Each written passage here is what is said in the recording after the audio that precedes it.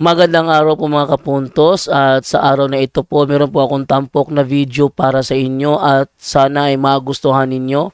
Kaya sa mga bago pa po sa aming channel, please po don't forget to hit the subscribe button at ang notification bell para maging notified kayo sa bawat video na ilalabas ko sa channel na ito. At bilang kahilingan po ng punto por punto team at naway maintindihan po ninyo, sana po wag nyo pong i-skip yung mga ads sa aming mga video. Sa maliit na bagay na po na yan, malaking tulong po yan sa ating programa at sa ating ministry. Sana po maunawaan po ninyo. Maraming salamat po, kaya wag na po natin patagalin. Simulan na po natin.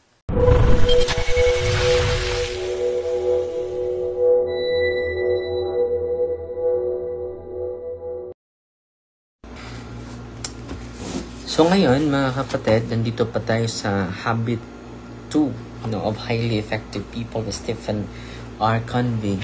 So mag-summary po tayo nito. Ang ganda po nitong aklat na ito. Very inspiring mga kapatid. Okay? So dapat alam natin yung meron na tayong personal mission statement, di ba? So ngayon ay patuloy tayo. Ano ba yung core value natin? Yun ang examine natin, no? Dahil merong mga tinatawag na alternative centers. But ano ba yung dapat nating gawin at the center? So ito po. So i-discuss natin ito dahan-dahan, no? Dahil mahalaga po ito, very relevant po ito sa akin bilang pari at sa ating lahat po. Okay. In order to write a personal mission statement, we must begin at the very center.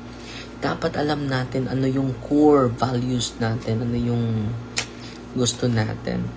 At the very center of our circle of influence, a center composed of our most basic paradigms, the lens through which we see the world.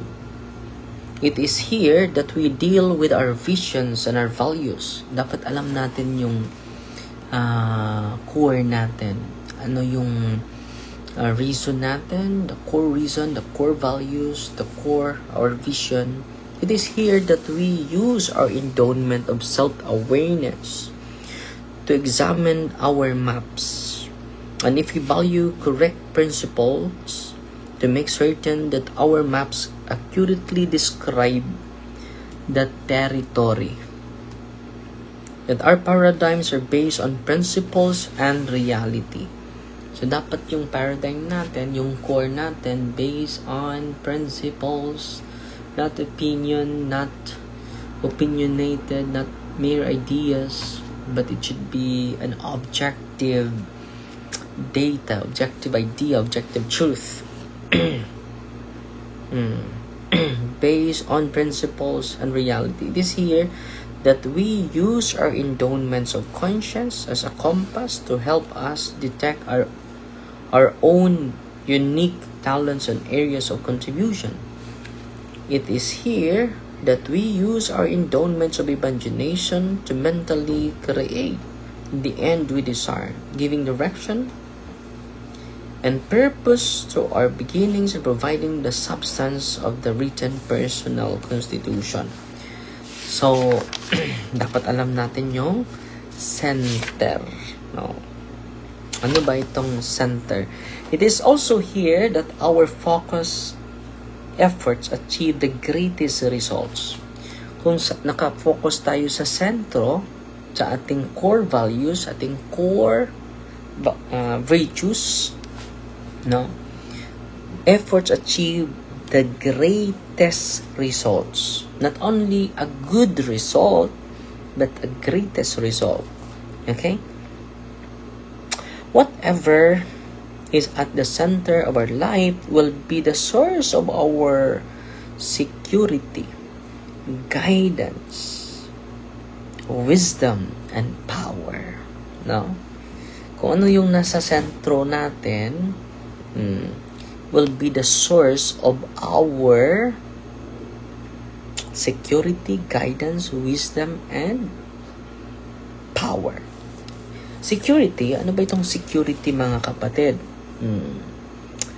At alam nyo, i-discuss din natin ang alternative centers. No? Itong alternative centers, grabe, magka-influensya to sa atin. Focus muna tayo sa if the center of our life will be the source. The center of our life will be the source of our security, guidance, wisdom, and power. Security, muna tayo sa security, represents your sense of worth. Una, security represents your sense of worth, your identity, your emotional anchorage, saan mo ina-anchor, your self-esteem, your basic personal strength or lack of it. Yan po yung security, your identity. Security. Guidance means your source of direction. Yung guidance is a source of direction in life encompassed by your map. Meron kang mapa.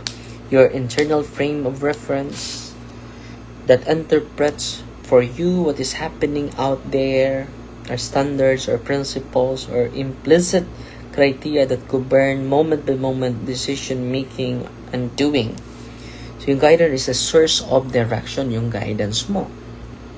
And then, yung wisdom is your perspective on life, your sense of balance, your understanding on how the various parts and principles apply to relate to each other. It embraces judgment, discernment, comprehension. It is the gestalt or oneness, integrated wholeness. So yung wisdom it is about discernment, judgment, and comprehension. So tatlo po yung wisdom. Una, yung judgment natin, discernment, and comprehension. Kung naunawaan mo yung buhay mo, no? Power is the faculty and capacity to act. The strength and potency to accomplish something. It is the vital energy to make choices and decisions. It also includes the capacity to overcome deeply embedded habits or to cultivate higher, more effective ones. So yan po yung power. Ang power it is our potency. Our energy, the capacity to act, faculty or capacity to act, or strength or potency to accomplish something. These four factors, take note these four factors, security, guidance, wisdom, and power, are interdependent po. So, interdependent po ito. Hindi po ito dapat ihiwalay, mga kapatid. Security and clear guidance bring true wisdom. And wisdom becomes a spark and catalyst to release a direct power. When these four factors are present together, harmonized and enlivened by each other,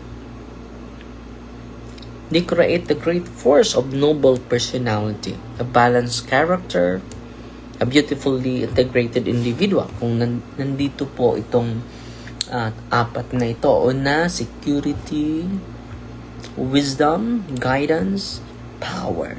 Kung ma-harmonize mo ito, ma-unite mo ito, meron tayong noble personality, a balanced character. Kung ma-achieve natin ito, a noble personality, balanced character, and beautifully integrated person. Okay. These life support factors also undergird every other dimension of life, and none of them is an all or nothing matter. The degree to which you have developed each one could be charted somewhere on a continuum Much like the maturity continuum. Yung maturity continuum, di ba? Yung maturity continuum meaning you never stop growing. You never stop developing. You never stop searching, improving. At the bottom end, the 4 factors are weak. You are basically dependent on circumstances or other people, things over which you have no direct control. At the end, the 4 factors are weak. Itong security, guidance, wisdom, and power, they are weak. You are basically at the end bottom, the 4 factors are weak. You're basically dependent on circumstances or other people, things over which you have no control, direct control. The top end, you are in control. You have this independent strength and the foundation for rich interdependent relationships. So kung naggapos tayo, nabilanggo tayo sa mga circumstances and negative reality natin, these 4 factors will become weak. Your security lies somewhere in the continuum between extreme insecurity on one end, wherein your life is buffeted by all the fickle forces that play upon it, and a deep sense of high intrinsic worth and personal security on the other end. Your guidance rages on the continuum from dependence and social mirror on other unstable, fluctuating sources to strong inner direction. Your wisdom falls somewhere between a total inaccurate map where everything is distorted and nothing seems to fit, and complete an accurate map of life wherein all the parts and principles are properly related to each other. Your power lies somewhere between immobilization or being puppet pulled by someone else's strings to high proactivity. The power to act according to your own values instead of being acted upon by other people and circumstances.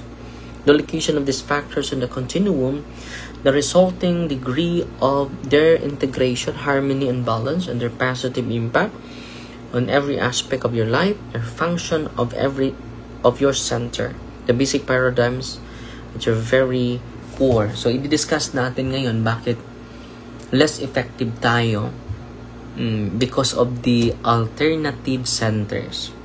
So, dapat alam natin, no, ano ba yung dapat sentro natin, okay? Pero i-discuss natin, dami nito.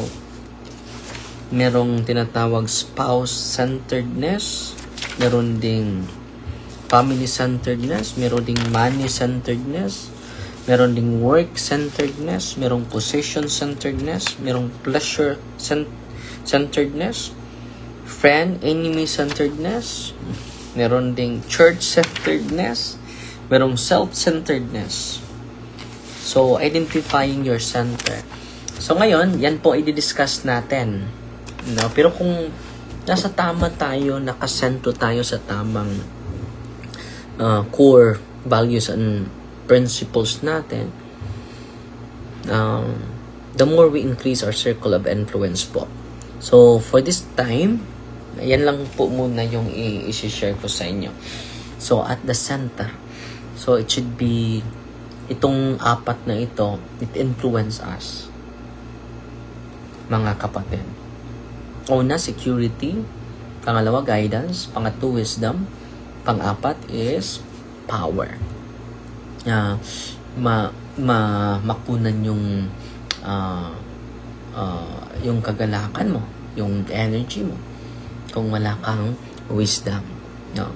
Kung yung center mo ay hindi naka-focus, naka-anchor sa tamang bagay, sa tamang prinsipyo, mga kapatid. Okay? I-discuss natin ang alternative centers na naka-influence sa nating lahat.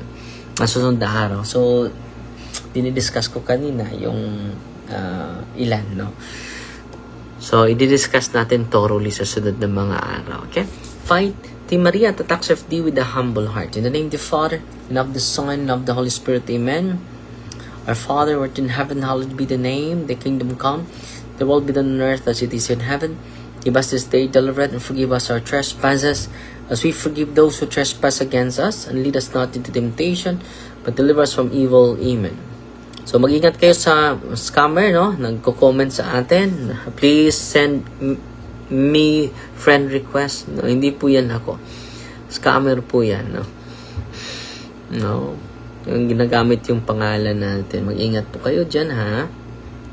Ami na Elga, nagdala ng 50 stars. Si Ami Parahis, 50 stars. At si Mary Con, nagdala ng 99 stars. At si Malu, nagdala ng 50 stars. Salamat po sa inyong lahat. At thank you Maria Attacks FD with a humble heart. At magsusulat pa ako ng ginagawa natin na aklat. So fight Maria Attacks FD with a humble heart po. God bless.